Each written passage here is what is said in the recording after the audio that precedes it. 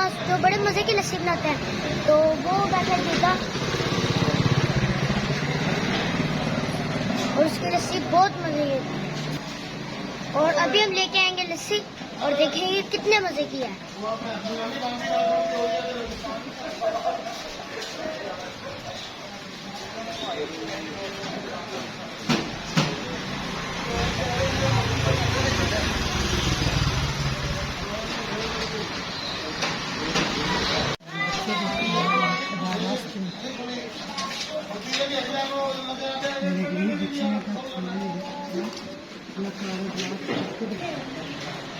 मैं लस्सी ले